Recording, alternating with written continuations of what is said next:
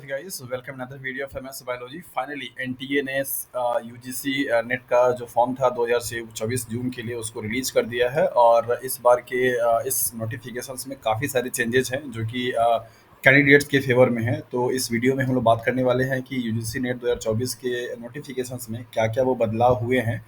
उसको आपको जान लेना ज़रूरी है। और अगर आप भी एक्सपीरियंस हैं और तैयारी कर रहे हैं और आप भी एग्ज़ाम देना चाहते हैं तो डेफिनेटली ये वीडियो आपके लिए है। इस वीडियो में हम लोग बात करेंगे कि जो यूजीसी 2024 जून का नोटिफिकेशन है उनमें क्या-क्या मेजर चेंजेस किए गए हैं। बाकी सारी नोटिफिकेशंस वैसे ही हैं जैसे पहले की थी। और उन नोटिफिकेशंस को हम लोग यहाँ पे देखेंगे और उसको मेंशन भी करेंगे कि क्या इसका बेनिफिट आपको मिलने वाला है। देखते हैं यहाँ पे जैसा कि अभी आप ये देख सकते हैं कि ये यूजीसी एनटीए के द्वारा ही रिलीज़ किया हुआ नोटिफिकेशन का इन्फॉर्मेशन बुलेटिन है जून 2024 के लिए। और जिसमें कुछ इंपॉर्टेंट चीज़ें यहाँ पर आपको दे रखी हैं और जो इंपॉर्टेंट है उनको हम यहाँ पर हाईलाइट कर देते हैं ताकि आप आसानी से समझ पाएँ। जैसा कि आपको यहाँ पर दिख रहा है दैट इज़ ऑनलाइन रजिस्ट्रेशन का जो डेट है वो 20th अप्रैल है, मीन्स स्टार्ट हो चुका है। आप फॉर्म फिल कर सकते हैं। आप फॉर्म फिल कर सकते हैं। 20 अप्रैल से स्टार्ट हो गया है और ये आपका फॉर्म चलेगा 11th मई तक। आपको फॉर्म भरने का डेट रहेगा। बाकी फ़ी वगैरह में कोई चेंजेस नहीं है। 1150 रुपये जनरल कैटेगरी के लिए है। ओबीसी, ईडब्ल्यूएस और उनके लिए 600 रुपये है।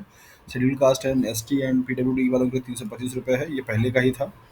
और बाकी जो एग्जामिनेशंस होंगे वो एग्जामिनेशंस आपके 16 जून से 16 जून से स्टार्ट होगा। और बाकी जो डेट होंगे वो अलग तरीके से आएगा नेक्स्ट उसमें।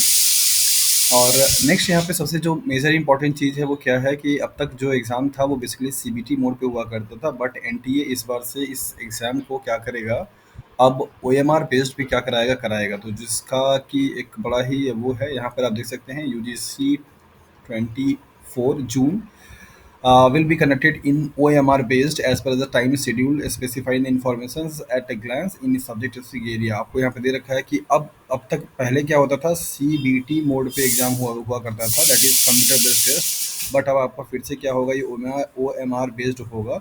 और ये इस बार क्या है, मेजर चेंजेस किया गया है। तो यहाँ पे आप देख सकते हैं मोड ऑफ एग्जामिनेशन में examination shall be conducted in OMR based only.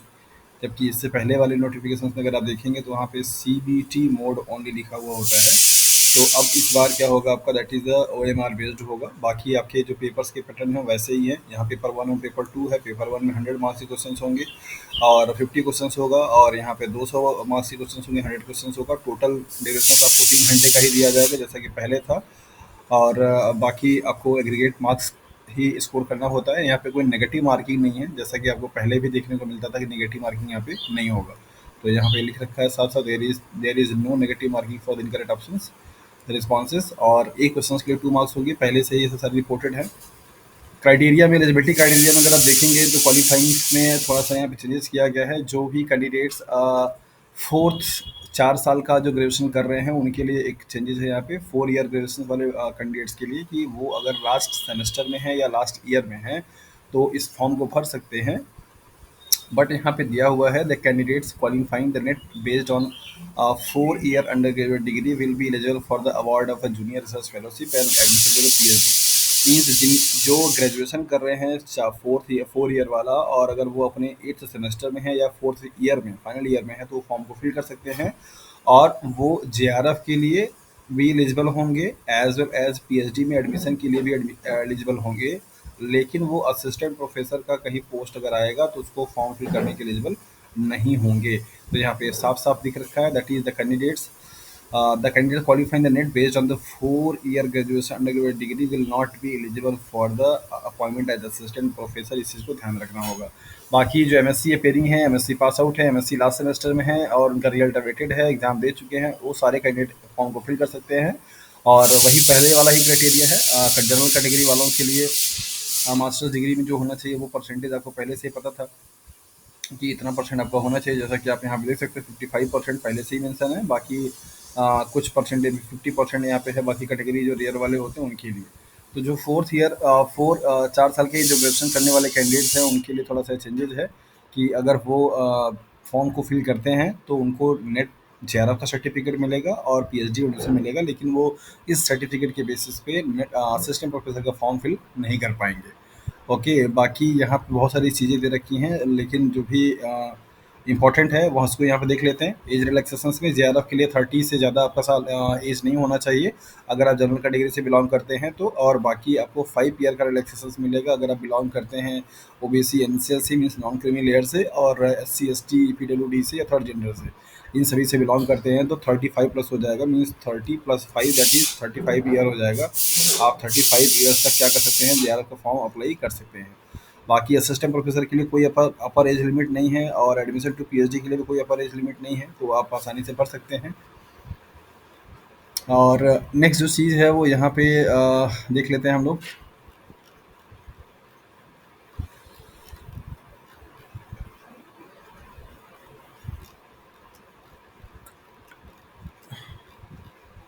Net का जो सर्टिफिकेट है वो 3 कैटेगरी में डिवाइड होगा, जैसा कि पहले भी नोटिफिकेशन में आ ही चुका था, तो उन्होंने इस चीज़ को इनकॉर्पोरेट यहाँ पे कर दिया है कि अब जो नेट का सर्टिफिकेट होगा वो 3 कैटेगरी में डिवाइड किया जाएगा, जिसमें पहली जो कैटेगरी होगी वो उसमें आप जेआरएफ ये रहा।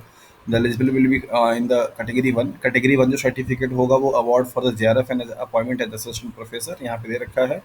कैटेगरी 1 वाले जेआरएफ भी होंगे, असिस्टेंट प्रोफेसर के लिए भी एलिजिबल होंगे, पीएचडी एडमिशन के लिए भी क्या होंगे, एलिजिबल होंगे।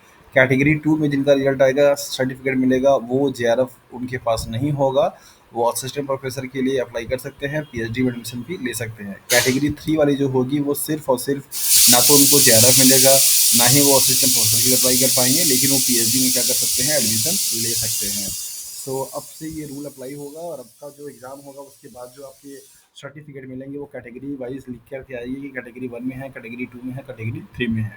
ओके, बाकी जो सब्जेक्ट हैं उनके जो राइट्स कॉम्बिनेशन है मास्टर्स में, वो पहले वाले ही हैं। आपने आपको जिस आपकी एमएससी या मास्टर मास्टर डिग्री आपकी जिस किसी भी सब्जेक्ट में है, उस रिलेवेंट सब्जेक्ट में आप नेट के सब्जेक्ट को सिलेक्ट करके अपना फॉर्म फिल कर सकते हैं, और सर्टिफिकेट लीजिए ताकि आप आसानी से आगे पीएचडी कीजिए या फिर असिस्टेंट प्रोफेसर के लिए तैयारी कीजिए। सो ये थे कुछ बदलाव। तो बेसिकली यहाँ पे जो मेजर चेंजेस हुए हैं वो यही है कि अब सर्टिफिकेट जो होगा वो 3 कैटेगरी में मिलेगा, और एग्ज़ाम जो होगा वो सीबीटी मोड पे होगा, ना कि सॉरी ओएमआर बेस्ड पे होगा, ना कि सीबीटी मोड पे होगा। तो ये कुछ कुछ चेंजेस थे। और 4 ईयर ग्रेजुएशन वाले जो कैंडिडेट्स हैं उनके लिए वही है कि आप असिस्टेंट प्रोफेसर के लिए एलिजिबल नहीं होंगे, बाकी जेआरएफ और पीएचडी के लिए एलिजिबल होंगे। सो यही था कुछ बदलाव। बाकी ये पीडीएफ आप यूजीसी एनटीए की वेबसाइट से डाउनलोड कर सकते हैं, बाकायदा अच्छे से आप पढ़ लीजिए। बार बार एनटीए यही कहता है कि आप उसको अच्छे से एक बार गो थ्रू हो लीजिए, पढ़ के तभी फॉर्म फिल कीजिए। और फॉर्म फिल करने में अगर कोई प्रॉब्लम होती है तो फिर आप उसको कमेंट सेक्शन में बता सकते हैं। So thank you for watching this video.